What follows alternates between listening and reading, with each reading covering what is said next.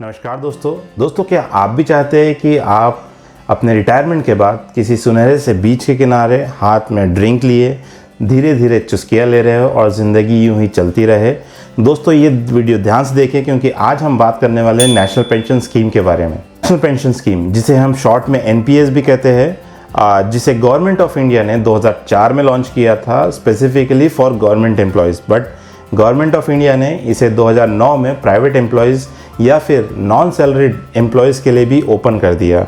दोस्तों इस स्कीम का सबसे मेन ऑब्जेक्टिव यही है कि जो भी सैलरीड एम्प्लॉयज़ है या फिर जो भी जिनकी इनकम आती है, जिन्हें भी कोई प्रॉपर इनकम है, वो अपनी इनकम का एक छोटा सा प्रोपोर्शन एक पेंशन स्कीम के तौर पे इन्वेस्ट करे और जब भी उनका रिटायरमेंट का टाइम आता है तो उसमें वो एक बढ़िया सा कॉर्पस जनरेट कर सके और अपने रिटायरमेंट को एंजॉय कर सके।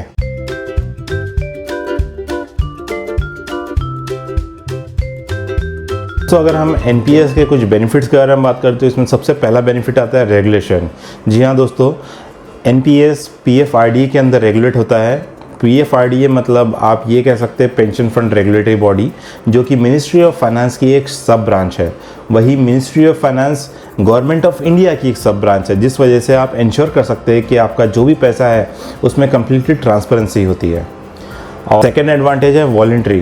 तो दोस्तों यहाँ पे आप जितना चाहे, जितना अमाउंट चाहे उतना इन्वेस्ट कर सकते हैं, आपके पास कम्प्लीटली लिबर्टी होती है।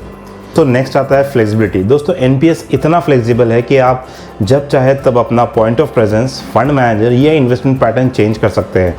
इन्वेस्टमेंट पैटर्न के रिगार्डिंग हम थोड़ी देर में बाद में बात करेंगे, बट दोस्तों ये NPS स्कीम इतनी ज़्यादा फ्लेक्सिबल होती है कि आप अपने अकॉर्डिंगली अपना इन्वेस्टमेंट आप खुद चॉइस कर सकते हैं। दोस्तों last but not the least, NPS schemes tax payers को एक मेजर बेनिफिट देती है। आइए अब देखते हैं कैसे।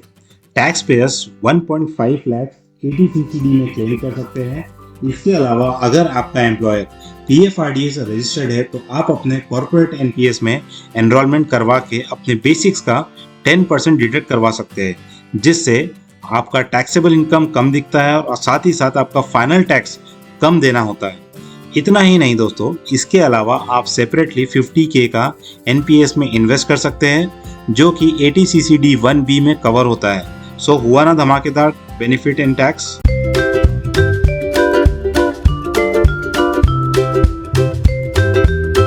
दोस्तों अब हम देखेंगे कि NPS में इन्वेस्टमेंट कैसे किया जाता है। बीइंग इन्वेस्टर सबसे पहले आपको अपना अकाउंट क्रिएट करना है, जिसमें ऑनलाइन ऑफलाइन दोनों ऑप्शन अवेलेबल होते हैं। अकाउंट क्रिएशन के बाद अगला स्टेप आता है एसेट एलोकेशन। एसेट एलोकेशन हम बाद में देखेंगे। जैसा भी आपका एसेट एलोकेशन है उसके अकॉर्डिंगली आपको कंट्रीब्यूशन स्टार्ट करना है। जब आपकी एज 60 रीच होती है उसके बाद आपको दो ऑप्शन मिलते हैं।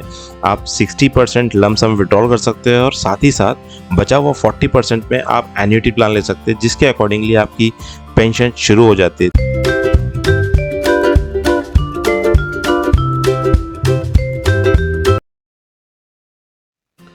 दोस्तों अब हम देखेंगे कि NPS में एसेट एलोकेशन कैसे किया जाता है। दोस्तों NPS का टोटल एसेट 4 पार्ट में डिवाइडेड होता है, जिसका फर्स्ट पार्ट होता है इक्विटीज, सेकंड पार्ट होता है कॉर्पोरेट बॉन्ड्स, थर्ड पार्ट होता है government securities and fourth part होता है अल्टरनेटिव इन्वेस्टमेंट।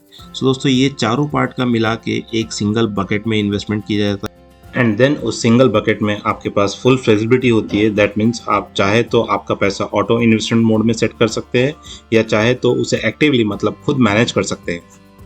सो अब हम समझेंगे कि ऑटो मोड होता क्या है और इसमें किस तरह हम इन्वेस्टमेंट करते हैं। सो मान लीजिए कि आपको ज़्यादा सोचना नहीं है और फिर भी आप चाहते हैं कि आपका पैसा ऑटोमेटिकली ग्रो होता रहे, तो उस कंडीशन में ये ऑप्शन आपके लिए है। इसमें मेनली आप अपने इन्वेस्टमेंट को 3 मोड में सेट कर सकते हैं। पहला होता है एग्रेसिव। एग्रेसिव उन लोगों के लिए बेटर ऑप्शन है जो रिस्क लेना पसंद करते हैं और अपने इन्वेस्टमेंट को मैक्सिमम इक्विटी साइड में रखना पसंद करते हैं। सेकंड होता है मॉडरेट। मॉडरेट उनके लिए बेटर है जो बहुत ज़्यादा रिस्क भी नहीं लेना चाहते और कम रिस्क भी नहीं लेना चाहते। और थर्ड होता है कंजर्वेटिव। ये स्पेसिफिकली उनके लिए बेटर है जो कम से कम रिस्क में अपने इन्वेस्टमेंट को रन करना चाहते हो। दोस्तों अब तक आपको ये तो आइडिया आ ही गया है कि गवर्नमेंट की इस पेंशन स्कीम में कितनी ज़्यादा फ्लेक्सिबिलिटी है, जिसके अकॉर्डिंगली आप कम से कम सोच में भी अपने इन्वेस्टमेंट को बहुत ही बढ़िया तरीके से रन कर सकते हैं। सो जैसा कि आप मेरे स्क्रीन पर देख पा रहे हैं, ऑटो अग्रेसिव मोड में इक्विटीज़ में मैक्सिमम 75% ही एलोकेट होता है, वही rest of the allocation government and corporate bonds में होता है। और अगर आपकी एज 35 या उससे कम है तो आपका ऑटो अग्रेसिव मोड चॉइस करते समय आपका जो एसेट एलोकेशन होगा वो इसी पैटर्न में होगा, और साथ ही साथ जैसे जैसे आपकी एज 55 टच करेगी आपका अलोकेशन इसी मोड में इंक्रीज और डिक्रीज होता रहेगा। और वही अगर हम मॉडरेट देखें तो जैसा मैंने बताया था, मॉडरेट काफ़ी रिस्क बैलेंस करता है।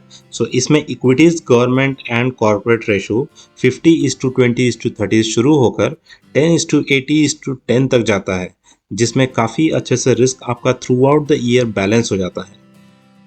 और वही अगर हम कंजर्वेटिव को देखें तो उसका रेशियो 25:30:45 से शुरू होकर 6:87:7 तक जाता है। तो इसमें आप देख सकते हैं कि कंजर्वेटिव में इक्विटीज़ का प्रोपोर्शन बहुत ही कम से शुरू होकर बहुत ही कम तक ख़त्म भी हो जाता है। सो दोस्तों अब हम देखेंगे कि एक्टिव चॉइस होता क्या है। दोस्तों जैसा कि मैंने पहले ही बताया है, एक्टिव उनके लिए बेस्ट होता है जो अपने इन्वेस्टमेंट को खुद मैनेज करना पसंद करते हैं।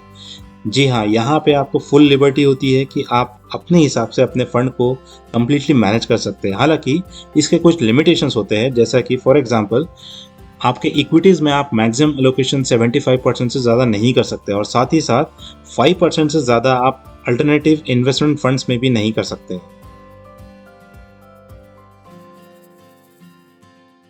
सो दोस्तों आपको हमारा ये वीडियो कैसा लगा कमेंट करके ज़रूर बताइए, और आने वाले वीडियोस के लिए चैनल को सब्सक्राइब करना ना भूलें। Happy investing and happy life. Thank you.